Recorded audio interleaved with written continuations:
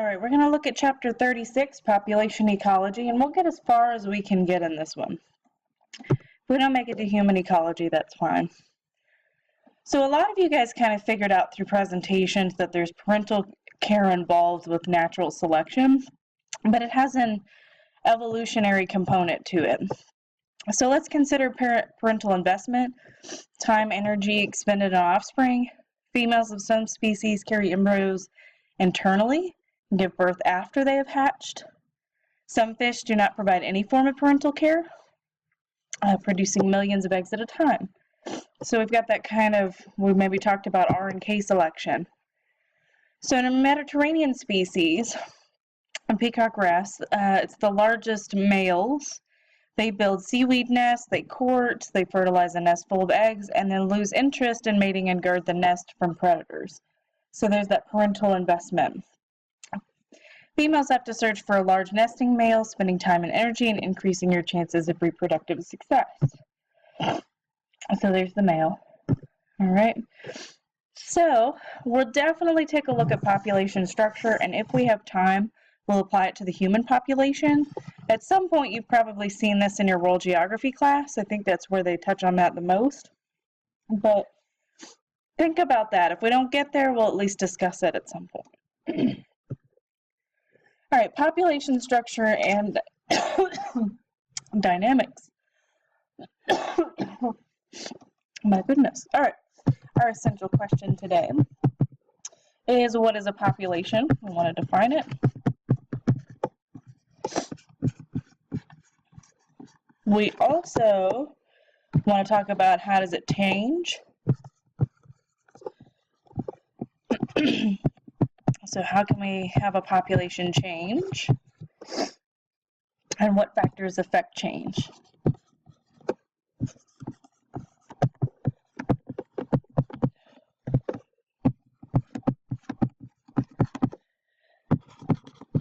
So a long essential question today, but that gets us to the population structure and then how it changes. So population is a group of individuals of a single species that occupy the same general area. My goodness, sorry, I had drank some water and it went down the wrong pipe, and now I'm struggling to get my voice back. Okay, so group of individuals, same species, occupy the same general area.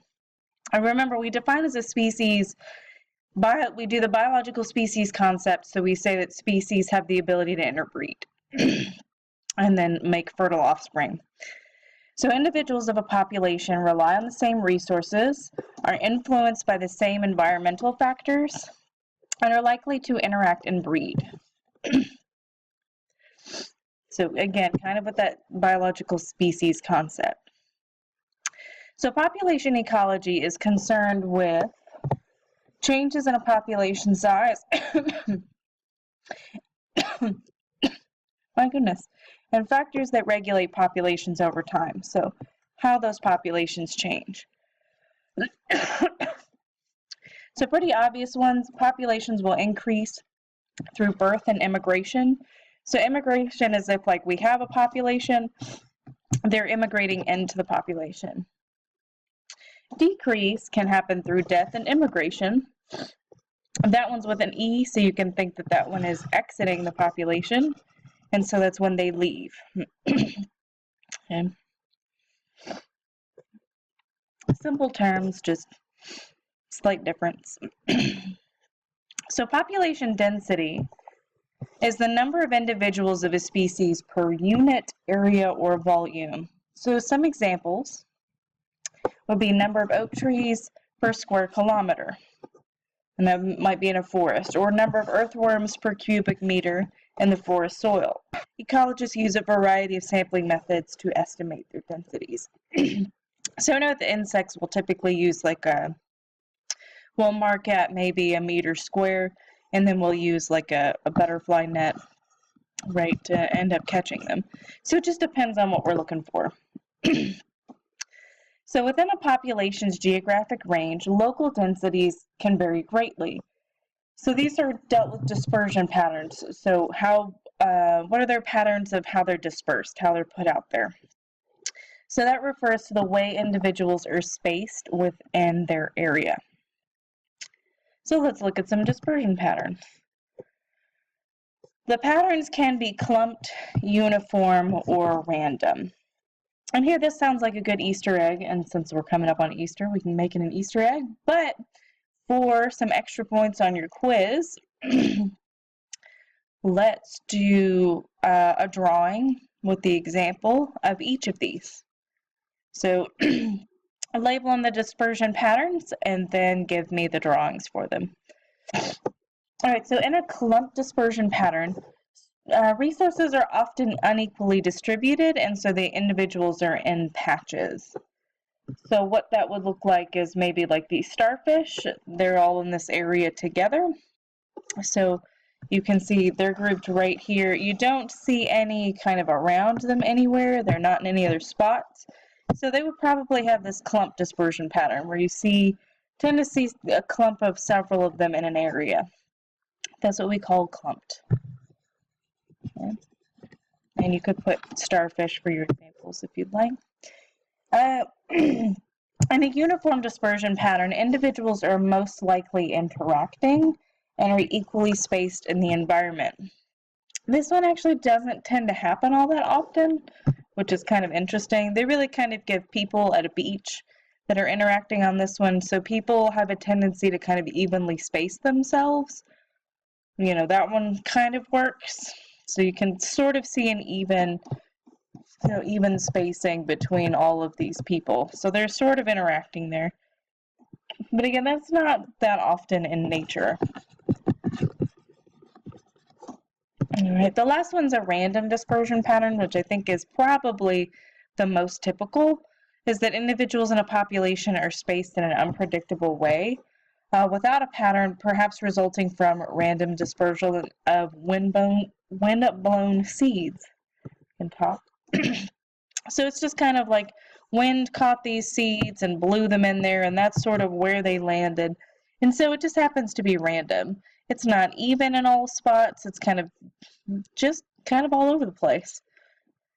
So we call that random, and that tends to happen most often.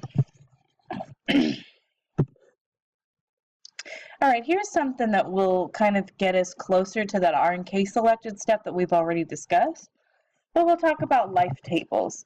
These actually track survivorship, or the chance of an individual in a given population surviving to various ages.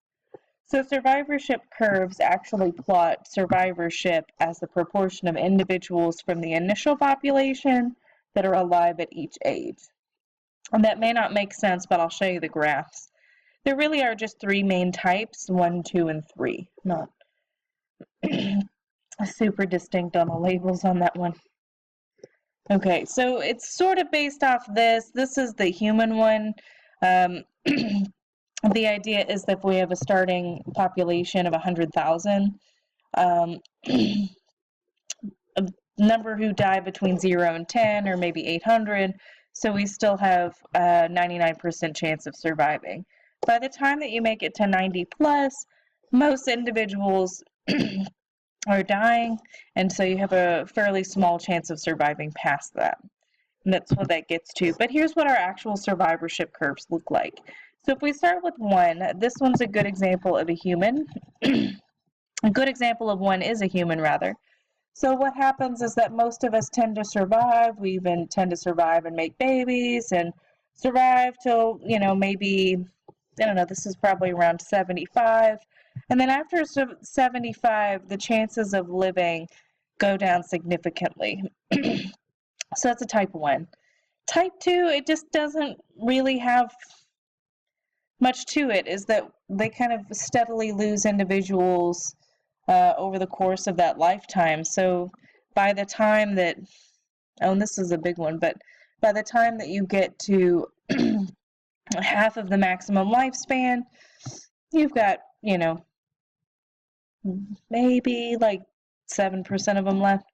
So it's a little deceiving, but by the log scale on the side. But these guys have a straighter one with the log scale. With those things and these are actually more of our selected things.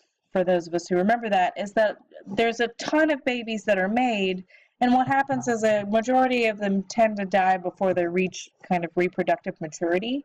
And then once they do make it to kind of adulthood and reproductive maturity, they do tend to make it all the way out to the maximum lifespan. So the trouble here is really in the early stages. So that's kind of the difference is, one, most of them tend to live, and then when they get to an older age, they die out. It's kind of a steady decline for twos, which are like squirrels, and for mollusks and other R-selected things. A lot of them tend to die out early, and then, you know, those that do live actually make it to their maximum lifespan. Okay, we'll have a couple of different things here, predicting patterns of population growth. And this is a little bit different, so this is kind of a segue into something else that we'll discuss. So this might be a good time to take a break, pause the video, chunk your notes, write some questions out to the side, and then come back. All right, so the rate of population increase under ideal conditions is called exponential growth. It can be calculated using an exponential growth model. I won't really get into too much of the details on this one, so we won't really go into what all the numbers mean. It is, you know, nice to have, this is another example of where we have kind of algebra in science, and it matters to know some of that stuff, but I don't want to get too much into how this thing works. So we'll kind of skip through that. The point to know is what we'll look at, what the exponential model and what it looks like. But we also want to note that usually there's some limiting factors, and they will restrict population growth. So this is kind of the biggest thing we want to get out of it. So here's an exponential growth curve. So it says over time we get an exponential increase, and you'll notice it looks like a kind of quadratic graph or half of one. And that's what it should look like. So we get exponential growth, it will happen exponentially, and it just keeps rising. And this happens like maybe for bunnies. If they're unrestricted and have tons of resources and are good to go, they can reproduce at fairly quick rates, so over a year, and have a huge population that started at 25, and by the end of the year, they're, you know, getting close to 500. That's exponential. So you can kind of see it here if you want to look at the number and the growth rate and all that stuff, but I'm not super concerned about getting the details here. The only other thing that I want you to note is that there's kind of a difference between the exponential and the logistical growth model, or the logistic growth. So it's an idealized population growth that is slowed by limiting factors as a population size increases. So this is going to be more realistic, which is kind of why it's called a logistic growth model, is because it's kind of more realistic. So we don't have to know too much about the actual factors on this one. But what we need to know is that K stands for the carrying capacity, so the maximum population size a particular environment can sustain. That's probably the biggest part that we want to know, is that there is a carrying capacity to whatever habitat, is that whatever environment it is, it has a maximum number of population that it can support. And that's kind of the biggest thing that we'll do, is we'll do an activity sort of related to this stuff.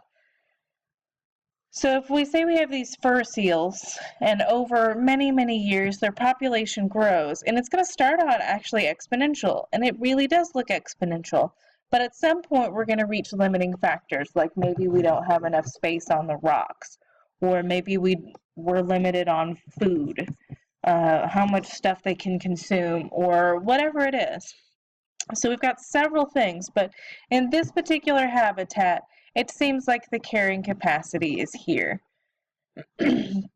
So when we make it about this level, it says, well, we can't really do much more than about 10,000 fur seals in that area. And that environment just can't sustain more than that. So that's enough that we have resources for.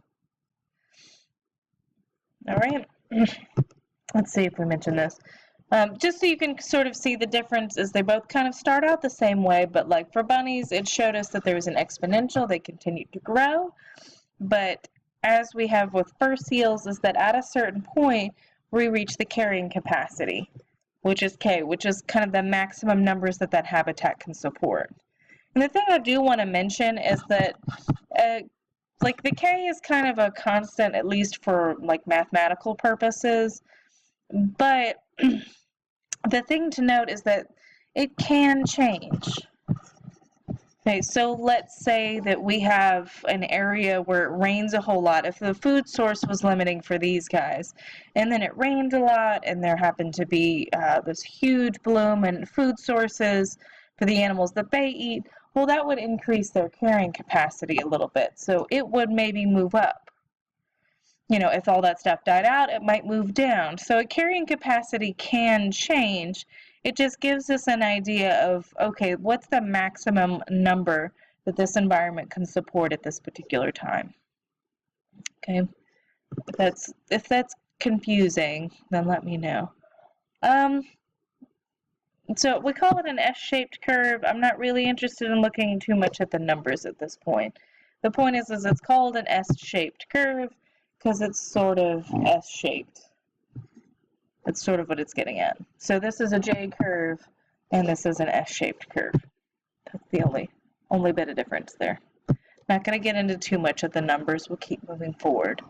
So the logistic growth model predicts that population growth will slow and eventually stop as the population density increases. At higher population densities, density-dependent rates result in declining births and or increasing deaths. Okay, so that's density dependent. And we'll see, we'll try to do an activity with this one. Okay. So number of offspring for female, this is an example that's density dependent. So when our density of females is lower right here, then they tend to make more offspring. When their density is high, they tend to have fewer offspring. So it results in a decline of births. Okay, so that would just mean that that's density dependent, just how many females of those birds are in that same area.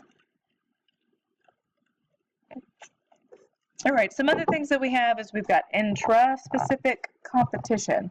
So intra we can say is kind of like within. So it's within one particular species. So it's competition between members of the same species. Okay, so it's competition between individuals of the same species for limited resources. This is a density-dependent factor that limits growth in natural populations. Limiting factors can include food, nutrients, or nesting sites. Just as some examples, there are other ones. I mean, you could do the water or space or whatever it is. Let's see, proportional mortality. So this is how many of them die as the density increases. So you see, as the density gets larger, so does the death rate. That's why it's kind of opposite of the other graph that we looked at. Okay, so in many natural populations, abiotic or non-living factors like weather may affect population size well before density-dependent factors become important. So density-independent factors, okay, that are independent, do not rely on the density, are unrelated to population density. These can include fires, storms, habitat destruction by humans, seasonal weather changes, global warming, things like that. So I don't know exactly what happened to these poor aphids, but somewhere in June or July, probably there was a heat wave and it just wiped them out. Didn't matter what the number was. There could be 2 aphids, there could be 2 billion aphids, and there was a sudden decline because of whatever weather change there was in June or July. Probably the heat. They're not really into that. Well, we can look at these. So some populations fluctuate in density with regularity. They're called boom and bust cycles, and they may be due to food shortages or predator-prey interactions. So we can look at an example. This one's between a lynx and a hare, I think. Yeah, I think it's a, oh yeah, there's food hair. So it's the hair and the lynx. So what happens is these two actually tend to go together, which is really fascinating. You'd think is, yeah, I don't know, it doesn't always seem to make sense. Like, as more of these, we should have a decline in these, but then when you run out of food shortage, it'll also make a decline in these guys. So they actually tend to run together in these boom and bust cycles. So if you look at the lynx numbers, as we have more food, we get more of them. But when their populations decline, so do the lynx. When we have more of the hares, we get more lynxes. As everybody declines, they all decline together. Because even though it's like they're eating these are their food source. So when there are fewer of these, that's few sources for these guys to eat. So they actually kind of go together through that whole boom and bust cycle. But what causes them? So one hypothesis proposed is that when hares are abundant, they overgraze their winter food supplies, resulting in high mortality. So some of it's like maybe they overeat when there's a bunch of them. But another hypothesis is attributed to hare population cycles to excessive predation. So sort of kind of what I mentioned is that when we lose, the bunnies because we eat too much of them as lynx, well then, that will decline as well. If that makes any sense. If you're having trouble with that one, just ask me. They've actually used some radio collars to track the hares and determined that 90% of the hares had been killed by predators. So none of them had actually died of starvation. So it was what I had mentioned. So these results supported the predation hypothesis. However, further experiments showed that although fluctuating food availability is not a primary factor controlling hare population, it does play an important role. So although these guys didn't starve and it wasn't the major thing, it's still a role of ecology. That's what ecology is all about, the interconnectedness between all things and how everything relies on each other. Okay, so we'll talk about life history stuff. This is a good time to take a break though, so take a break, chunk those notes, make some questions, go have a snack, and then come back. So the traits that affect an organism's schedule of reproduction and death make up its life history. So some life history traits includes age of first reproduction, frequency of reproduction, number of offspring, and the amount of parental care. So these are going to be your R and K selected things that we had discussed. So populations with R selected life history traits grow rapidly in unpredictable environments. So they're more in unpredictable places where resources are abundant. They have a large number of offspring that develop into sexual maturity pretty rapidly, and they really don't offer parental care. Okay. This is what I often refer to as the lay and pray method of reproduction. Call it lay and pray. They lay like, a bajillion babies and like, well, I pray one of you make it, have a good one. And that's how that goes. So it's the lay and pray method.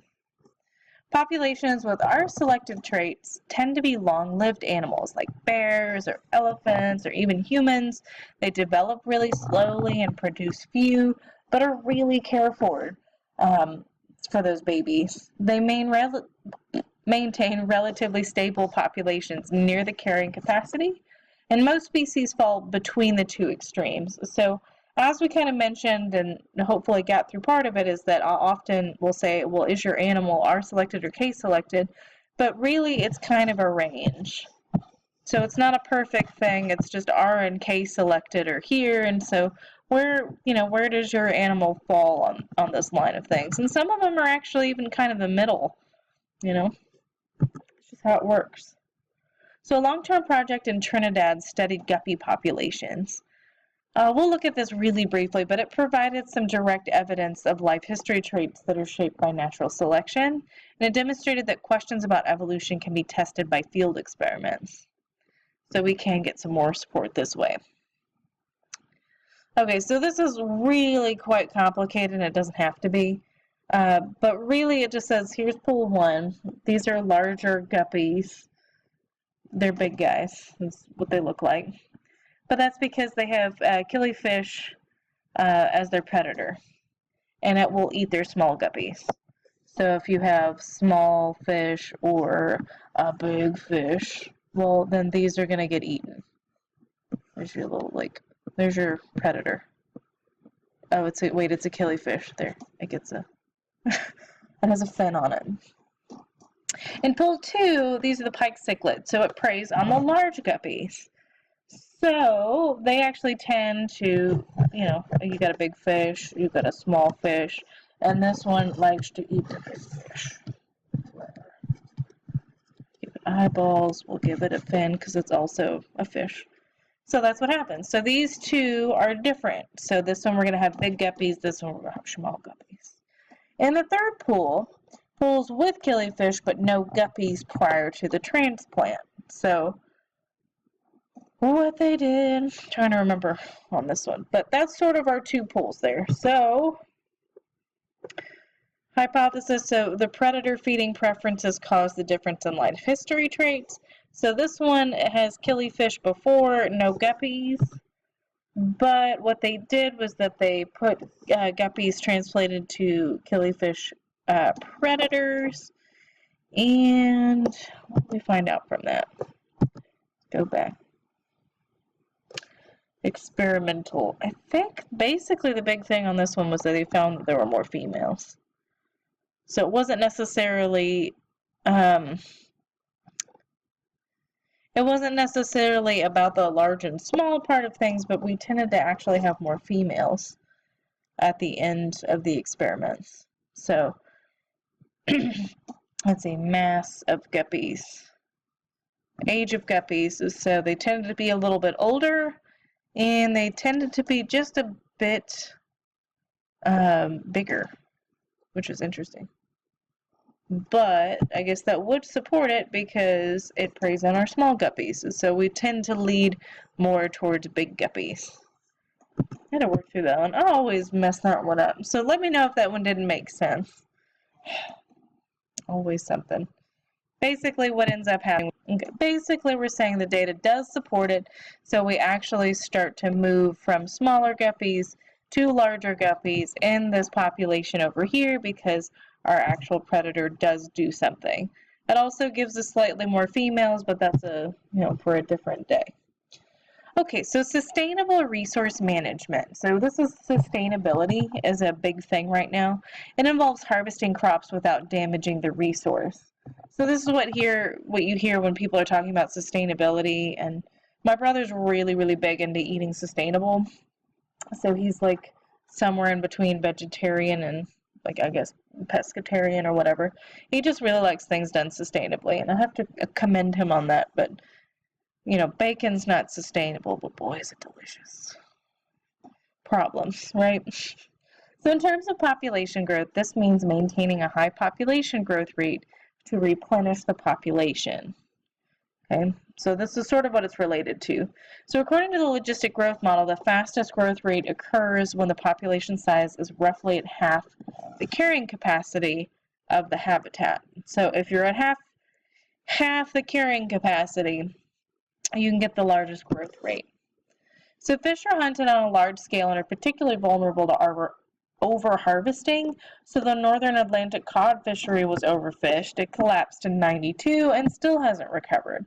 So resource managers may try to provide additional habitat or improve the quality of the existing habitat to raise the carrying capacity. So remember, I told you you can, in fact, change that carrying capacity. So if they can change the environment to increase the carrying capacity, then it's a potential that they could fix this. But notice we're about 15 years later and we haven't managed to fix that. Oh, wait, are we at 25 years? Oh boy, I can't do math. That's sad. Oh, we're at 25. Good Lord, I'm old. Okay. All right, so just kind of the yield, you see that the yield just went down. Like in the 70s, the amount of cod that we had was just insane. But now it's just collapsed, and we haven't been able to rebuild that. And sometimes you can't. All right, human population stuff. Let's see if we can do this rather quickly. Just basically an imbalance in birth and death rates. I hope you kind of realize that the human population has increased, though we are predicting some decrease after this. Think about, too, because the human population is really At this point, if you look at it, it's really similar to an exponential growth rate. But the problem is that we're going to reach carrying capacity at some point, because humans, as we are a species, so we're maybe hitting that carrying capacity, and then even there might be some decline just based on, whatever other junk we got going on. Okay, demographic transitions. Unfortunately, I think we'll just talk about these a little bit in class. Like maybe we'll go over it after the warm-up, because I don't want to go too much further. So you can certainly look at it, and I definitely encourage you to read the notes on that one.